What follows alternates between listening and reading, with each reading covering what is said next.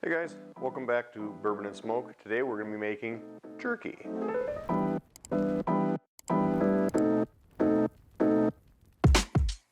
So I went out and I went to our local grocery store here and I asked for their largest eye of round roast. And they gave me this. This is a 4-pound eye of round roast. I didn't even know they could be this big. I think the biggest I've ever seen was like 2.5 pounds. So we're going to be making a whole lot, so I'm actually doubling my normal recipe, which is everything you see here, which is going to be what our marinade is. First things first, I'm going to go ahead and put this through the meat slicer, get some nice thin slices of beef, so that way we can throw it in our marinade once we get that all mixed up, and then we're going to soak that at least overnight. It'll probably be closer to 16 hours or so. So I'm going to cut this up, and I will see you guys in a bit. All right, got all of our meat sliced up, so now we're going to make our marinade, which is going to consist of, I'll put the normal ration or ratios down in the description, but today we're going to do 2 bottles of dark beer.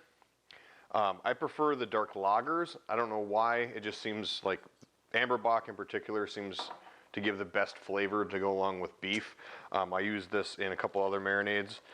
Fat Tire is another good one as well. That's more of an amber, I believe. And then we have 2 cups of soy sauce, half a cup of Worcestershire Fieldville, Iowa, Worcester, I believe, half a cup of pepper.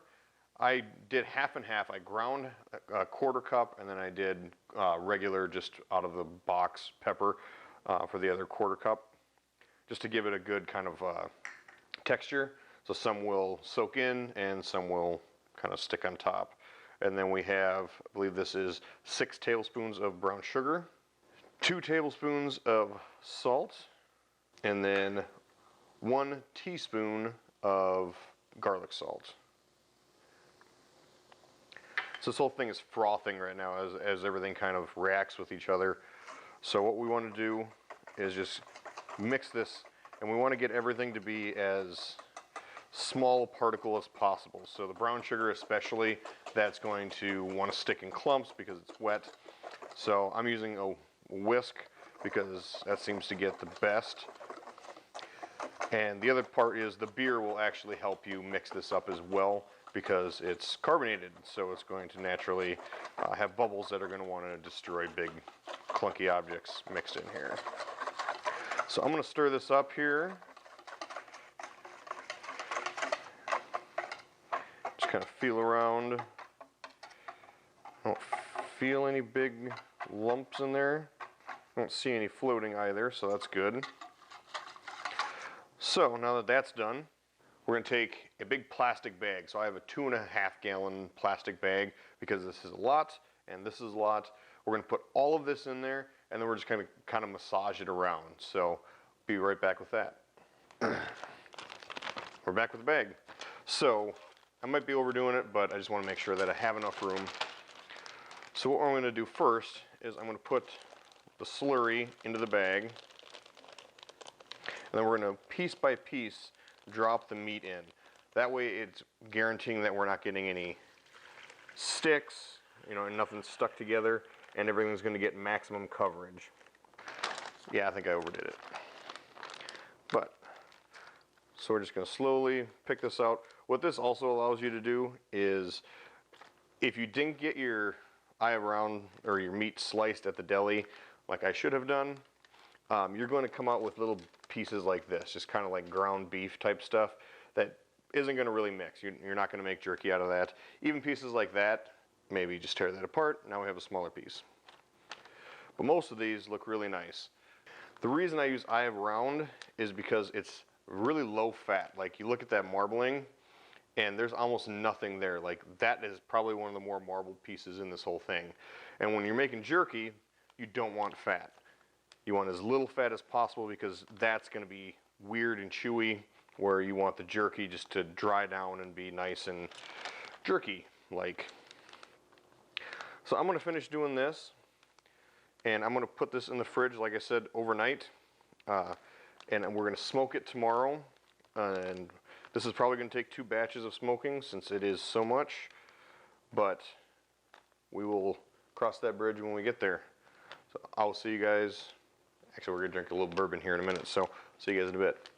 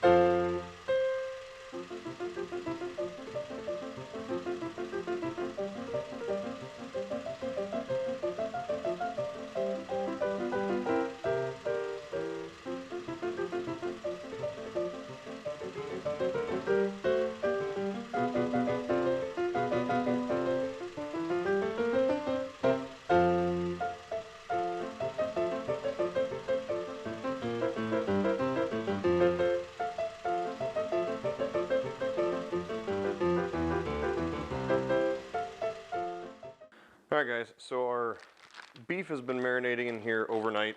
It's been about 15 hours, so we should have enough flavor in here. With most marinades that I've found, at least, a lot of times you want to wash them off, like with the bacon and stuff like that. This, we do not. So what we're going to do is slowly take this out of the bag and just lay them on these racks. So I just have this set of racks that I got actually as a gift. They're from Cabela's, and it's just a really simple rack system, nothing special about it, but you don't really need anything fancy either. I mean, all you're doing is laying meat on it. So we're just going to go ahead and lay all this beef out in a single layer. You want to leave a little bit of space in between just to allow the smoke and the heat and everything to kind of go through. That way you're going to get a better coverage, better flavor of the smoke.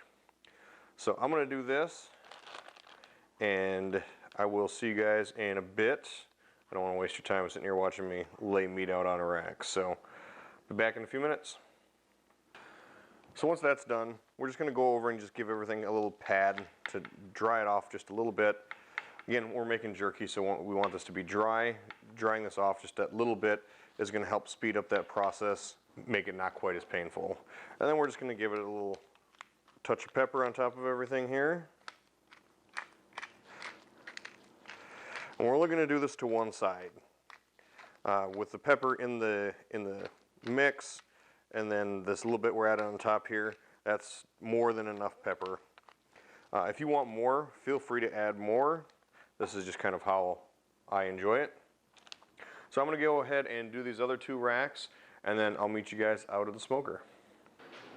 Alright, so we got the grill preheated to 180 degrees. So we're just going to put this on there and let it sit. It's going to take at least 2 hours, and really this cook is all about your taste in jerky. If you like it a little bit chewier, you like it crunchier, kind of in the middle there. So the minimum is going to be about 2 hours. We're going to come out and check it in 2 hours and give some of this a little try and see where we're at.